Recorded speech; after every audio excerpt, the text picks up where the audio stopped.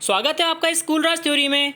आज हम आरंभ करने जा रहे हैं कक्षा 7 की विज्ञान का चौथा अध्याय ऊष्मा। अगर आपने पिछले अध्याय नहीं देखे हैं तो उनकी लिंक डिस्क्रिप्शन में मिल जाएगी, अन्यथा आप प्लेलिस्ट में से भी देख सकते हैं। तो चलिए स्टार्ट करते हैं अपना चौथा अध्याय। नाम है ऊष्मा। ऊष्मा मतलब गर्मी जो होती है, गर्म चीज़ों में से जो ऊष्मा निकलती है वो वाली ऊष्मा। ठीक है।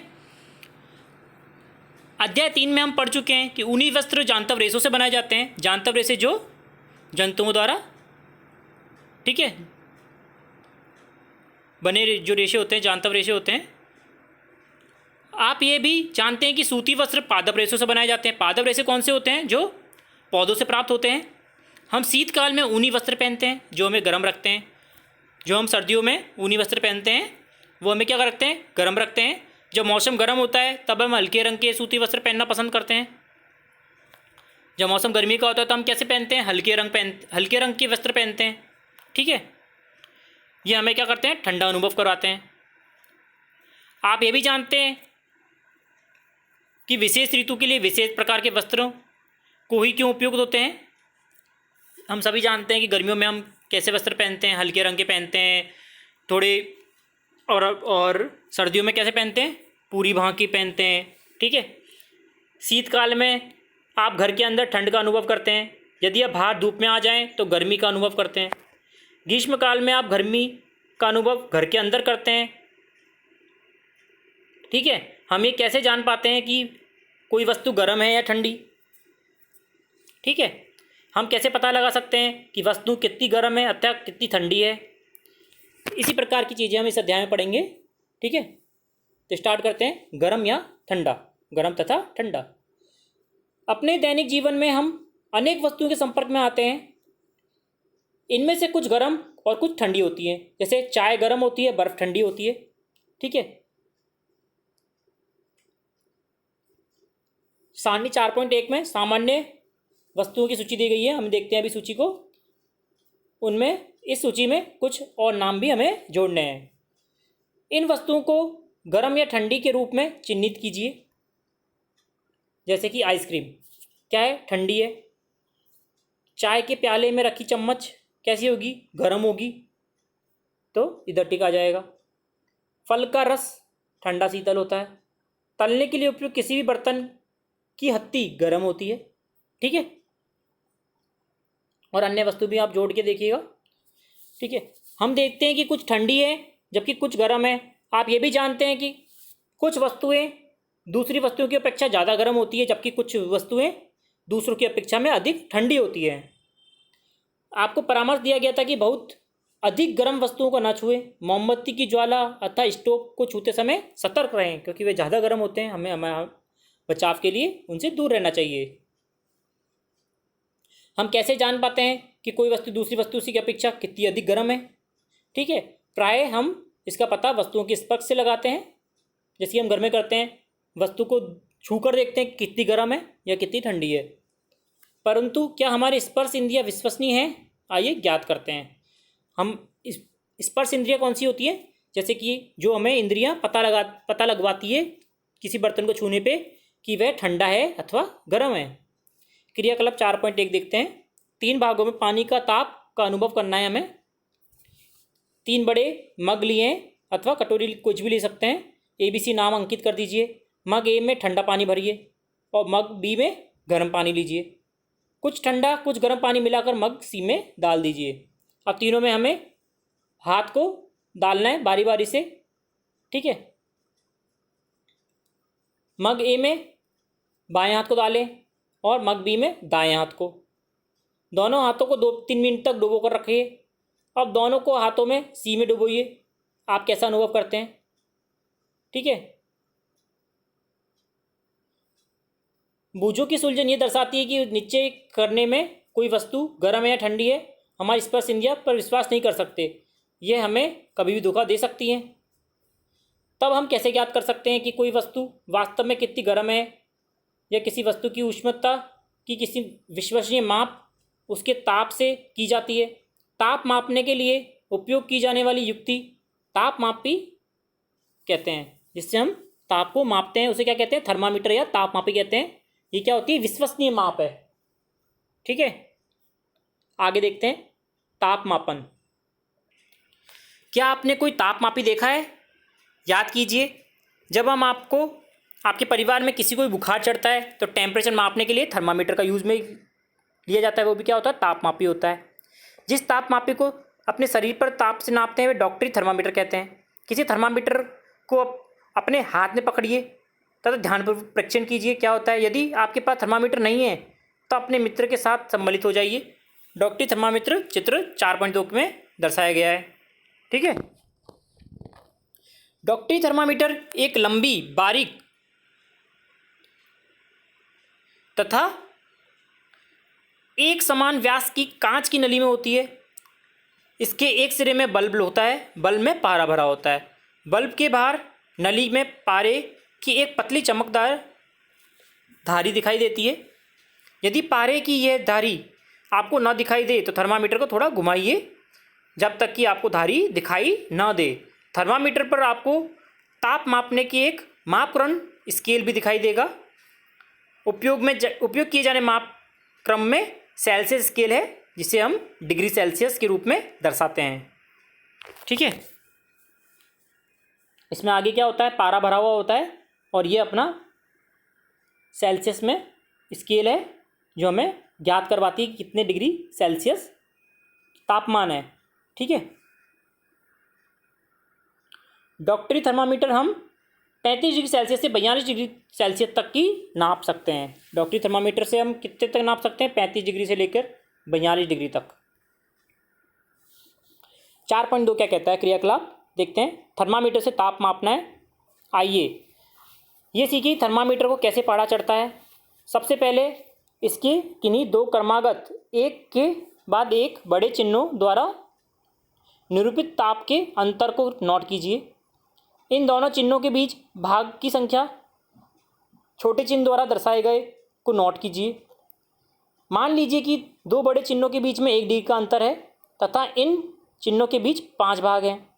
जब हम एक छोटे भाग को नापते हैं तो 1/5 डिग्री सेल्सियस अर्थात 0.2 डिग्री सेल्सियस होगा। ठीक है, कहने का मतलब यह है, हम इसे समझते हैं। जो 2 डिग्री के बीच में है, इसके और इसके बीच में, इसमें 5 भाग कर दिए तो एक भाग को निकालने के लिए क्या करेंगे? 1/5, मतलब कि क्या हो गया? 0.2 डिग्री सेल्सियस। ठीक है, ये बोलना चाह रहा है। उपयोग करने के लिए थर्मामीटर को अच्छी प्रकार धो दीजिए।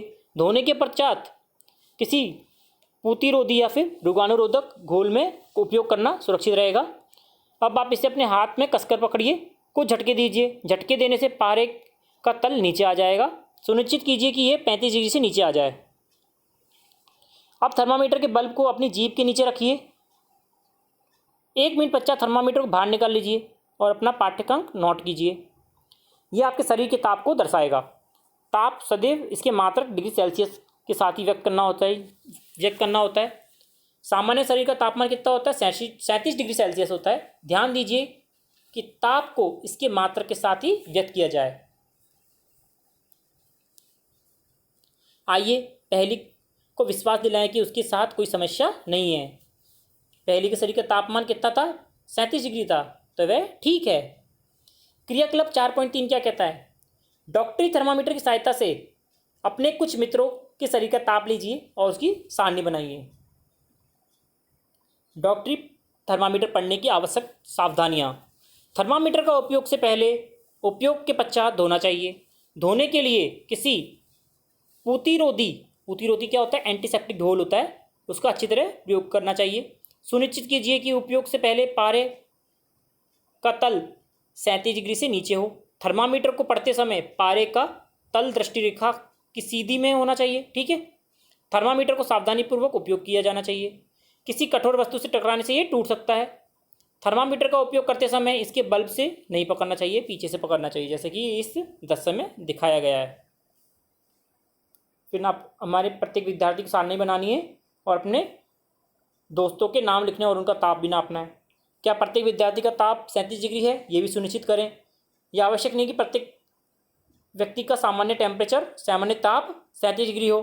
यह कुछ अधिक अथवा कुछ कम भी हो सकता है। वास्तव में हम सामान्य ताप कहते हैं वह स्वस्थ व्यक्तियों के विशाल समूह के शरीर का औसत ताप होता है, जो 37 डिग्री सेल्सियस होता है। ठीक है। बूझो के मस्तिष्क में एक नटखट विचार आया। वह डॉक्टरी थर्मामीटर को गर्म दूध में तापमान मापना चाहता है। पहली ने उसको ऐसा करने से रोक दिया। सही किया उसने। डॉक्टरी थर्मामीटर का उपयोग मनुष्य के लिए तापमान के नापने को छोड़कर अन्य किसी मापने के लिए नहीं किया जा सकता। थर्मामीटर को धूप अथवा आँख के पास नहीं रखना चाहिए, ऐसे में ये टूट सकता है। डॉक्टरी थर्मामीटर को केवल मानव शरीर के लिए डिज़ाइन किया गया है, मतलब कि उसी के अनुसार बनाया गया है, क्योंकि इसमें 35 डिग्री से लेकर 42 डिग्री तक ही नाप सकते हैं। जबकि हम अगर गर्म दूध में डाल देंगे तो गर्म दूध का जो ताप होता है वह 90-100 डिग्री सेल्सियस होता है, तो वह टूट जाएगा। यही कारण है इसी थर्मामीटर का परिसर 35 डिग्री से 42 डिग्री सेल्सियस होता है। प्रयोगशाला तापमापी। हम अन्य वस्तुओं को ताप कैसे नापते हैं, इसके लिए अन्य तापमापी काम में लेते हैं। ऐसा हो सकता है एक तापमापी प्रयोगशाला ऐसा हो सकता है कि एक तापमापी प्रयोगशाला तापमापी है। आपके अध्यापक इस तापमापी को आपको दिखाएंगे। इसे ध्यान से देखिएगा। इससे मापे जा सकने वाले अधिकतम तथा न्यूनतम ताप को नोट कीजिएगा। प्रयोगशाला तापमापी का परिसर प्राय 10 डिग्री सेल्सियस से 110 डिग्री सेल्सियस होता है। जैसे आपने डॉक्टरी थर्मामीटर में किया था, उसी प्रकार इस तापमापी को भी सबसे छोटे भाग द्वारा दर्शाए जाने वाले ताप का मान ज्ञात कीजिए। तापमापी द्वारा दर्शाए गए ठीक ठीक पढ़ने के लिए आपको ताप के इस मान की आवश्यकता जरूर होगी। ठीक है। जैसे हमने 1/5 किया था 0.2 डिग्री सेल्सियस, इसमें भी हमें देखना है कि दो ताप के बीच में कितनी रेखाएं बनी हुई है, उससे हम ठीक नाप सकते हैं। तो प्रयोगशाला तापमापी का न्यूनतम कितना होता है 10 डिग्री सेल्सियस और अधिकतम 110 डिग्री सेल्सियस। विभिन्न प्रयोजनों के लिए विभिन्न प्रकार के तापमापी का उपयोग किया जाता है। मौसम की रिपोर्ट के लिए अधिकतम तापमान न्यूनतम तापमान की जानकारी देने के लिए अधिकतम न्यूनतम तापमापी का उपयोग किया जाता है। ठीक है। आइए देखिए इस तापमापी का उपयोग कैसे किया जाता है। क्रियाकलाप 4.4 है। किसी बीकर अथवा मग में जल का थोड़ा सा जल लीजिए। तापमापी को जल में इस प्रकार डुबोइए कि इसका बल जल में डूबा रहे, लेकिन वह बर्तन की तली अथवा दीवार को स्पर्श ना करे। तापमापी को जल में ऊर्ध्वाधर रखते हुए इसके पारे के तल की गति को देखिए। तब तक प्रतीक्षा कीजिए कि जब तक नली के पारे का तल स्थिर ना हो जाए। ठीक है। तापमापी का पाठ्यांक नोट कीजिए और इस सामान्य समय जल का ताप क्या है वह नोट कीजिए। कक्षा में विभिन्न विद्यार्थियों द्वारा मापे गए जल की तुलना कीजिए। क्या मापों में कुछ विभिन्नताएं हैं? संभव कारणों का चर्चा कीजिए। प्रयोगशाला तापमापी का उपयोग करते समय डॉक्टरी थर्मामीटर का पाठ्यांक लेते समय बरती जाने वाली सावधानियां के अतिरिक्त अन्य सावधानियां क्या क्या हैं? तापमापी का ऊर्ध्वाधर रखना चाहिए, तिरछा नहीं, सीधे रखनी चाहिए। ठीक है। तापमापी का बल्ब चारों ओर से उस पदार्थ से घिरा होना चाहिए जिसका हम ताप माप रहे हैं। बल्ब बर्तन की दीवार पर नहीं छूना चाहिए। भूजों को क्या परेशानी हुई देखते हैं। भूजों को अब समझ में आ गया कि उच्च ताप को मापने के लिए डॉक्टरी थर्मामीटर का उपयोग नहीं करते हैं, लेकिन वह भी उलझन में है कि प्रयोगशाला तापमापी से शरीर का ताप मापा जा सकता है। ठीक है। देखते हैं किसी क्रियाकलाप 4.5 क्या कहता है। किसी बीकर या मग में थोड़ा गर्म जल लीजिए।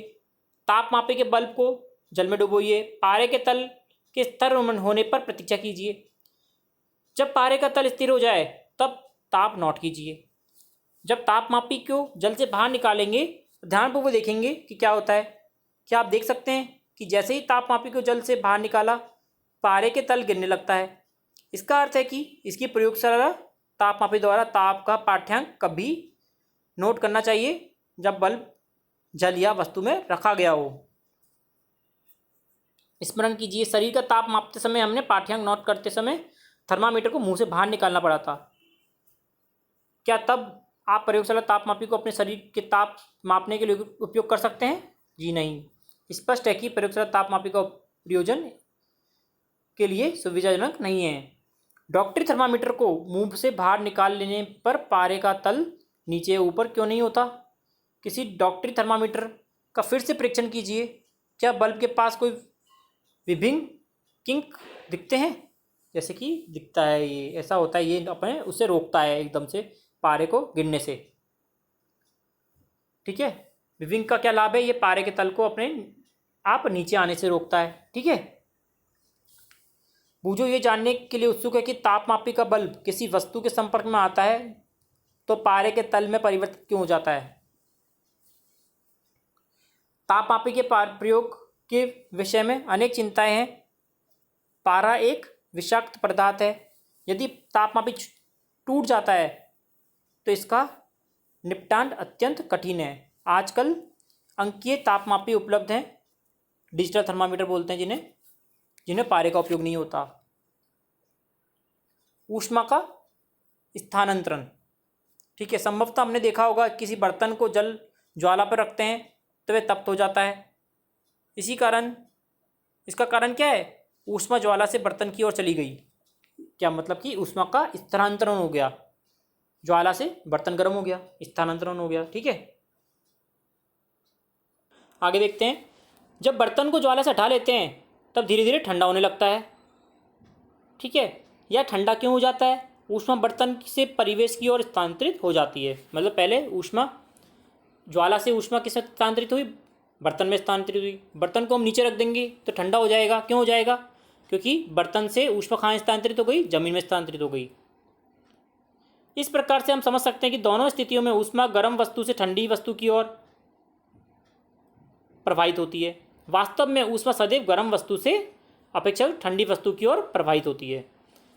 पहली जानना चाहती है कि क्या इसका अर्थ यह है कि यदि दो वस्तुओं का ताप समान हो तो ऊष्मा स्थानांतरित नहीं होगी?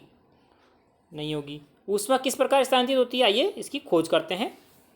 क्रियाकलाप 4.6 से देखते हैं। एल्यूमिनियम या लोहे जैसी किसी वस्तु धातु की एक छड़ लीजिए अथवा चपटी पट्टी लीजिए। छड़ पर मोम के कुछ टुकड़े लीजिए और उसे चिपका दीजिए। ये टुकड़े समान दूरी पर होने चाहिए। छड़ के एक सिरे को एक प्रयोगशाला स्टैंड के परिसर में रखिए और यदि आपको स्टैंड ना मिले तो छड़ को एक सिरे को ईंटों के बीच रख सकते हैं दबाकर, जिस प्रकार ये चित्र में दर्शाया गया है। अब एक छड़ की दूसरी ओर गर्म कीजिए, ध्यानपूर्वक गर्म कीजिए। मोम के टुकड़े का क्या होता है वे देखेंगे। क्या ये टुकड़े गिरना आराम हो जाएगा? कौन सा टुकड़ा सबसे पहले गिरेगा वह देखेंगे। क्या सोचते हैं कि ऊष्मा ज्वाला के सबसे निकट के सिरे से दूसरी ओर स्थानांतरित हो रही है? वह प्रक्रम जिसमें ऊष्मा किसी वस्तु के गर्म सिरे से ठंडे की ओर स्थानांतरित होती है वह क्या कहलाता है? चालन कहलाता है। ठोसों में ऊष्मा प्राय चालन की प्रक्रम द्वारा स्थानांतरित होती है। क्या सभी पदार्थ में ऊष्मा का चालन आसानी से हो जाता है? आपने अवश्य देखा होगा कि खाना पकाने के लिए उपयोग में की जाने वाले धातु के बर्तन प्लास्टिक के लकड़ी के हत्थे के लगे होते हैं। क्या आप किसी बर्तन के हत्थे से पकड़ कर बिना हाथ जलाए उठा सकते हैं? जी नहीं। हमने इसमें क्या देखा?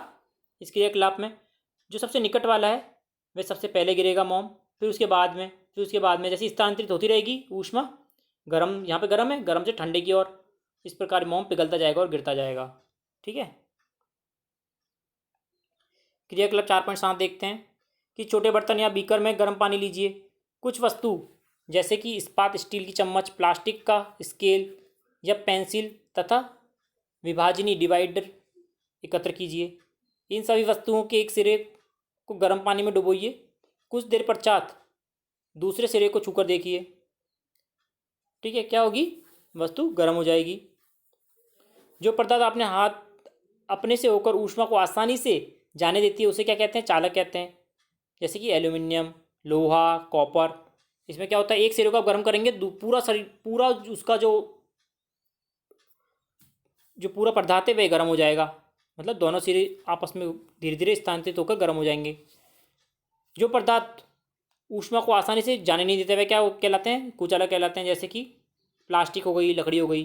जब इनके हत्थे बनते हैं इसमें उसे ऊष्मा स्थानांतरित नहीं होती, इसलिए हम इसे आसानी से उठा सकते हैं किसी भी बर्तन को। कुचालकों को क्या कहते हैं? ऊष्मारोधी भी कहते हैं। जल तथा वायु ऊष्मा के कुचालक होते हैं। तब इन पदार्थों में ऊष्मा स्थानांतरित कैसे होती है? आइए पता लगाते हैं। क्रियाकलाप 4.8 से गोल पैंदे का फ्लास्क लीजिए। यदि फ्लास्क उपलब्ध ना हो तो बीकर ले सकते हैं। इसे जल 2/3 भरिए। इसको किसी तिपाई पर रखिए अथवा प्लास्टिक फ्लास्क को रखने का कोई ऐसा प्रबंध कीजिए जिससे कि इसके नीचे मोमबत्ती रखकर इसे गर्म कर सकें। फ्लास्क में जल के स्थिर होने पर एक स्ट्रॉ की सहायता से फ्लास्क के पैंदे पर पोटेशियम पैराबैंगनेट की एक क्रिस्टल को धीरे से रखिए। क्या रखना है? पोटेशियम पैराबैंगनेट की क्रिस्टल को रखना है। अब क्रिस्टल के ठीक नीचे मोमबत्ती जलाकर उसे गर्म कीजिए। अपने प्रेक्षण को नोट कीजिए कि कुछ आप देख रहे हैं जैसे चित्र में दिखाया गया है। जब जल को गर्म करते हैं तो ज्वाला के पास का जल गर्म हो जाता है। गर्म जल ऊपर उठता है। इस गर्म जल के आसपास ठंडा जल उसका स्थान ले लेता है। फिर यह जल गर्म होकर ऊपर उठता है तथा आसपास से जल फिर उसके स्थान पर आ जाता है। यह प्रक्रिया तब तक चलती रहती है जब तक कि सारा जल गर्म ना हो जाए। इस विधि को क्या कहते हैं? संवहन कहते हैं। वायु में ऊष्मा का स्थानांतरण किस प्रकार होता है? धुआं किस दिशा में जाता है? ऊष्मा स्रोत के पास की वायु गर्म होकर ऊपर उठती है। इस प्रकार यह वायु भी गर्म हो जाती है। ये हम देखते हैं क्रियाकलाप 4.9 में। एक मोमबत्ती जलाइए। अपने एक हाथ को ज्वाला के ऊपर रखिए, दूसरे हाथ को ज्वाला के पार्श्व में रखिए। क्या आप दोनों हाथ को समान गर्मी अनुभव करते हैं? नहीं। यदि नहीं तो कौन सा हाथ गर्म अनुभव करते हैं? जो मोमबत्ती के ज़्यादा पास होगा। ठीक है, सावधान रहें, ज्वाला से सुरक्षित दूरी बनाए रखिए जिससे आप जले नहीं।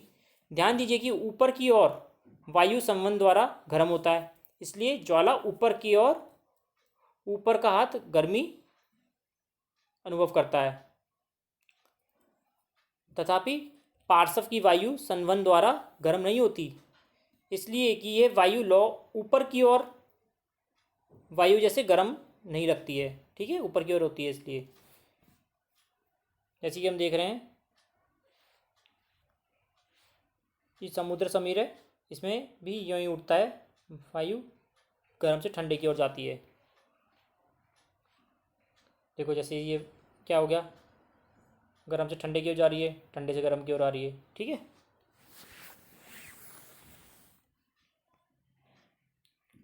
ध्यान दीजिए ऊपर की ओर की वायु संवहन द्वारा गर्म होती है, इसलिए ज्वाला से ऊपर का हाथ गर्मी अनुभव करता है। तथापि पार्श्व की वायु संवहन द्वारा गर्म नहीं हो पाती है। पार्श्व मतलब जो साइड में हमने हाथ रखा है वह गर्म नहीं हो पाता है, इसलिए यह वायु लौ के ऊपर की वायु जैसे ही गर्म नहीं लगती है। तटीय क्षेत्रों में रहने वाले लोग एक मनोरंजक परिघटना का अनुभव करते हैं। दिन के समय स्थल जल की अपेक्षाकृत गर्म होता है, तो स्थल के ऊपर वायु गर्म होकर ऊपर उठती रहती है। इसका स्थान लेने के लिए समुद्र की ओर ठंडी वायु स्थल की ओर बहती है। चक्र का पूरा होने के लिए स्थल की ओर गर्म वायु समुद्र की ओर बह जाती है। समुद्र की ओर से आने वाली वायु समुद्र समीर कहते हैं। क्या हो रहा है यहाँ पे? समुद्र समीर हो रहा है। समुद्र से वायु आ रही है, मतलब कि अभी दिन है, दिन में क्या होता है? सूर्य उगता है, वह जल की अपेक्षा जो जमीन होती है उसको ज़्यादा गर्म करता है। तो यहाँ ज़्यादा गर्म हो गया तो वायु ठंडी वायु क्या करती है? गर्म की जगह ले लेती है। लेकिन रात को क्या उल्टा होता है, जमीन क्या होती है? जल की अपेक्षा जल्दी ठंडी हो जाती है, तो वायु क्या होती है? उल्टी बहने स्टार्ट कर देती है। ठीक है, जैसे कि दृश्य में दिखाया गया है। जो समुद्र की ओर से आने वाली जो वायु होती है उसे क्या कहते हैं? समुद्र समीर कहते हैं। समुद्र समीर की वायु ठंडी वायु का लाभ उठाने के लिए तटीय क्षेत्रों के भवनों में खिड़कियां समुद्र की ओर बनाई जाती हैं। रात्रि में ये प्रक्रम विपरीत हो जाता है। समुद्र का जल स्थल की अपेक्षा धीमी गति से ठंडा होता है, इसलिए स्थल की ओर ठंडी वायु समुद्र की ओर बहती है। ठीक है, ये थल समीर कहलाता है। जब हम धूप में खड़े रहते हैं तो हम गर्माहट अनुभव करते हैं। सूर्य से हम तक ऊष्मा कैसे पहुंचती है वे देखते हैं। ये चालन अथवा संवहन द्वारा हम तक नहीं पहुंच सकती, क्योंकि दोनों प्रक्रम में ऊष्मा स्थानांतरण के लिए माध्यम की आवश्यकता होती है, जबकि बीच में क्या है? निर्वात है। पृथ्वी से ऊपर निर्वात चालू हो जाता है, तो माध्यम नहीं है। चूँकि पृथ्वी तक सूर्य के बीच के अधिकांश स्थान पर कोई माध्यम नहीं है, जैसे वायु नहीं है, अतः सूर्य से हम तक ऊष्मा एक अन्य प्रक्रम द्वारा आती है, जिसे कहते हैं विकिरण कहते हैं। विकिरण द्वारा ऊष्मा के स्थानांतरण में किसी माध्यम जैसे वायु अथवा जल की आवश्यकता नहीं होती। माध्यम विद्यमान हो या ना हो, विकिरण द्वारा ऊष्मा का स्थानांतरण हो सकता है। जब तक किसी तापक हीटर के सामने बैठते हैं तो हमें इसी प्रक्रम द्वारा ऊष्मा प्राप्त होती है। ज्वाला से हटाकर रखा गया गर्म बर्तन ठंडा होते समय अपनी कुछ ऊष्मा का विकिरण द्वारा ही परिवेश में स्थानांतरित करता है। हमारा शरीर भी विकिरण द्वारा परिवेश को ऊष्मा देता है तथा उसमें ऊष्मा ग्रहण करता है। सभी गर्म पिंड विकिरण के रूप में ऊष्मा विकृत करते हैं। जब ये ऊष्मा विकिरण किसी अन्य वस्तुओं से टकराते हैं तो इनका कुछ भाग परिवर्तित हो जाता है, कुछ भाग अवशोषित हो जाता है तथा कुछ भाग परागत हो सकता है। ऊष्मा के अवशोषित भाग के कारण वस्तु का ताप बढ़ सकता है। धूप में जाते समय आपको छाते का उपयोग करने का परामर्श इसलिए ही दिया जाता है। ठीक है। सर्दियाँ तथा गर्मियों में हमारे पहनने के वस्त्रों के प्रकार। क्या आप जानते हैं गर्मियों में हम हल्के रंग के वस्त्र क्यों पहनते हैं? देखते हैं, चलिए इसका पता लगाते हैं। क्रियाकलाप 4.10। टीन के 2 ऐसे डब्बे लीजिए जिनमें से एक का बाहरी पृष्ठ का तला काला हो और दूसरे पृष्ठ का श्वेत हो। दोनों डिब्बों में बराबर जल भरिए और दोपहर में 1 घंटे के लिए धूप में रख दीजिए। दोनों डब्बे में भरे जल का ताप मापिए। क्या आप दोनों तापों के अंतर कर सकते हैं? किस डिब्बे में जल अधिक गर्म है? केवल जल छूकर अभी आप ताप का अनुभव कर सकते हैं। जिसका तला काला है उसका जल ज़्यादा गर्म होगा और जिसका सफ़ेद है उसका जल कम गर्म होगा। क्रियाकलाप 4.10 में उपयोग किए गए दोनों डब्बों को लीजिए। इन दोनों को समान मात्रा में समान ताप पर गर्म जल भरिए। तब दोनों डिब्बे को किसी कमरे में अथवा छाया में रखिए। 10-15 मिनट पश्चात आप प्रत्येक डिब्बे का जल का ताप ज्ञात कीजिए। क्या दोनों के ताप में समान कम हुआ है? नहीं होगा। क्या इन क्रियाकलापों से ये निष्कर्ष निकलता है कि गर्मियों में सफ़ेद या हल्के रंग के वस्त्र तथा सर्दियों में गहरे रंग के वस्त्र क्यों पहनते हैं? अधिक आरामदायक क्यों प्रतीत होता है?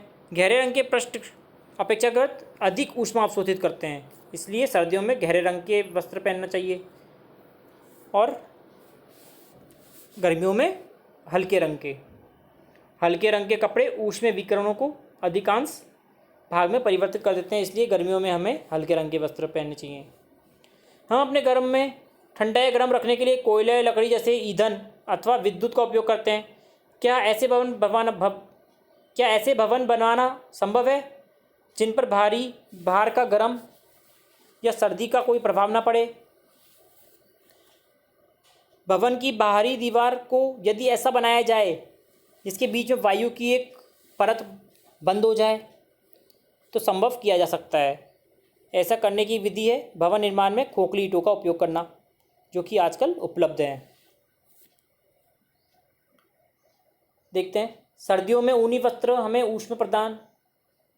उष्ण बनाए कैसे रखते हैं, मतलब गर्म कैसे रखते हैं। सर्दियों में हम ऊनी वस्त्र पहनते हैं। ऊन ऊष्मारोधी होती है। ठीक है। इसके अतिरिक्त ऊन के रेशों के बीच वायु फंसी होती है। ठीक है।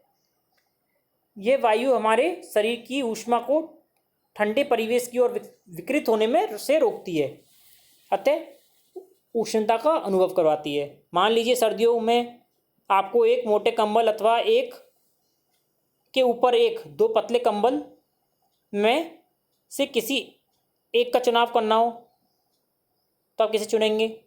2 कंबलों के बीच में वायु का परत विद्यमान होती है, इसलिए उसमें हमें गर्म ज़्यादा लगता है।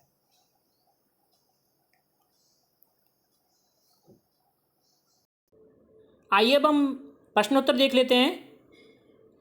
पहला प्रश्न है, प्रयोगशाला तापमापी तथा डॉक्टर थर्मामीटर के बीच में समानताएं तथा अंतर लिखना है। तो पहले समानताएं देख लेते हैं। समानताएं क्या क्या हो सकती हैं? दोनों में लंबी, बारीक तथा एक समान व्यास की कांच की नली होती है। ठीक है। दूसरी समानता क्या हो जाएगी, दोनों के बल्ब में पारा भरा होता है। और अंतर क्या हो जाएगा, जो डॉक्टर थर्मामीटर होता है उसका तापमापक जो होता है 35 डिग्री सेल्सियस से 42 डिग्री सेल्सियस तक होता है, जबकि प्रयोगशाला तापमापक का क्या होता है 10 डिग्री से 100 डिग्री के बीच में होता है। डॉक्टरी थर्मामीटर मानव शरीर का ताप नहीं नाप सकता, मानव शरीर का ताप नाप सकता है, परंतु प्रयोगशाला तापमापी मानव शरीर का ताप नहीं माप सकता। ठीक है। दूसरा प्रश्न है, ऊष्मा चालक तथा ऊष्मारोधी प्रत्येक के दो दो उदाहरण लिखना है। ऊष्मा चालक कौन कौन से हो जाएंगे, लोहा हो गया, एल्यूमिनियम हो गया, कॉपर हो गया। और ऊष्मारोधी कौन कौन से हो जाएंगे, लकड़ी व प्लास्टिक। ठीक है। तीसरा प्रश्न देखते हैं, कोई वस्तु कितनी समय गर्म है इसकी जानकारी खालिस्तान द्वारा प्राप्त होती है।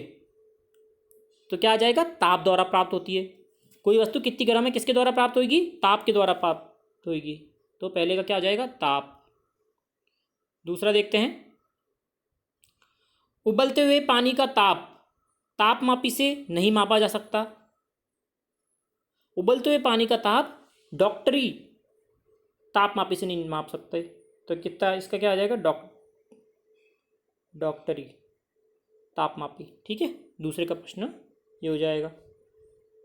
तीसरा देखते हैं, ताप को डिग्री खालिस्तान में मापते हैं, ताप को डिग्री सेल्सियस में मापते हैं। तो तीसरे क्या हो जाएगा, सेल्सियस हो जाएगा। ठीक है। चौथा है, बिना किसी माध्यम के ऊष्मा हस्तांतरण के प्रक्रम को कहते हैं, बिना किसी माध्यम द्वारा ऊष्मा हस्तांतरण के प्रक्रम को क्या कहते हैं, विकिरण कहते हैं। तो चौथे का क्या आ जाएगा, विकिरण हो जाएगा। पांचवा है, स्टील की एक ठंडी चम्मच गर्म दूध के प्याले में रखी गई है। यह अपने दूसरे सिरे तक ऊष्मा का स्थानांतरण किस प्रक्रम द्वारा करती है, चालन प्रक्रम द्वारा करती है। तो पांचवे का क्या आ जाएगा, चालन। छठा देखते हैं, हल्के रंग के वस्त्र की अपेक्षा खालिस्तान रंग के वस्त्र अधिक ऊष्मा अवशोषित करते हैं। तो क्या आ जाएगा, गहरे रंग के वस्त्र। छठे का हो जाएगा गहरे। अगला देखते हैं, कॉलम ए को कॉलम बी से मिलाना है। ठीक है। पहला देखते हैं, थल समीर के बहने का समय क्या होता है, थल समीर के बहने का समय होता है रात। तो पहले का चौथा। समुद्र समीर के बहने का समय क्या होता है, दिन।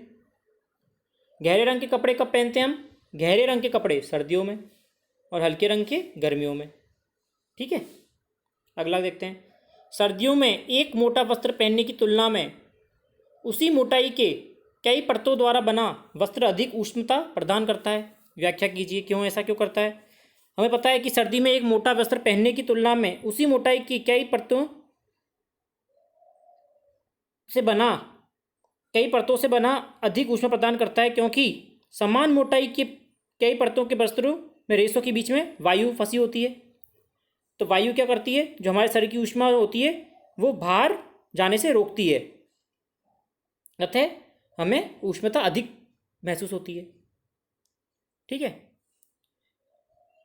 प्रश्न 6 देखते हैं, चित्र 4.13 में क्या दिखाया गया है, अंकित कीजिए कि कहाँ कहाँ चालन, संवहन, विकिरण द्वारा ऊष्मा स्थानांतरित हो रही है। ठीक है। देखते हैं,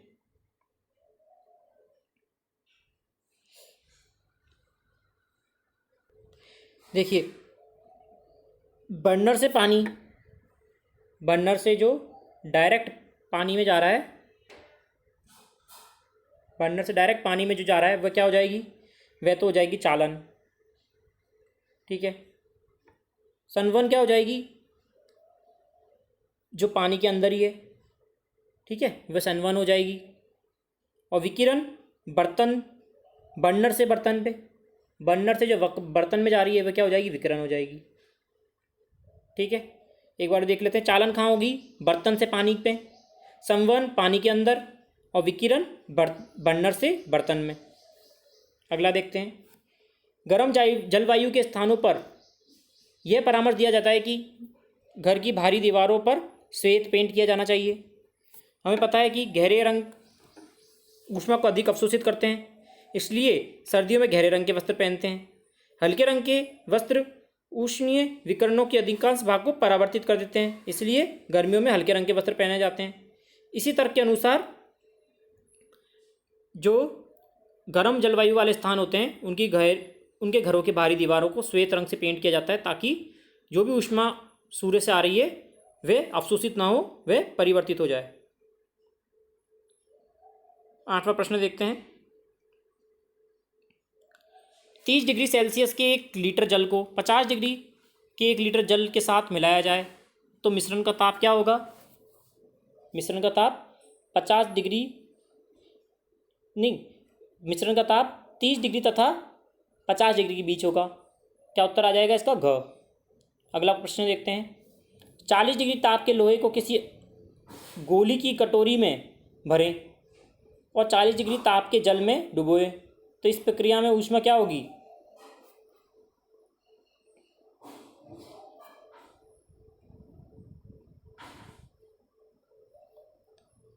इसका उत्तर आ जाएगा ख। न तो लोहे की गोली की जल की ओर, न ही जल से लोहे की गोली की ओर स्थानांतरित होगी। अगला प्रश्न देखते हैं। लकड़ी के एक चम्मच को आइसक्रीम के प्याले में डुबोया गया और उसका दूसरा सिरा लकड़ी की चम्मच को आइसक्रीम के प्याले में डुबोया गया, इसका दूसरा सिरा क्या होगा? ठंडा नहीं होगा, क्योंकि लकड़ी क्या है? कुचालक है। अगला देखते हैं। स्टेनलेस इस्पात की कढ़ाई को में प्राय कॉपर की तली लगाई जाती है, इसका क्या कारण है? इसका कारण है जो स्टेनलेस इस्पात होता है की अपेक्षा तांबा ऊष्मा का अधिक चालक है, इसलिए वह जल्दी से गर्म हो जाता है। ठीक है, आशा करता हूँ आपको समझ में आया होगा। अगर आपने चैनल सब्सक्राइब नहीं किया, चैनल सब्सक्राइब जरूर करें ताकि हम इसी प्रकार पढ़ते रहें। धन्यवाद।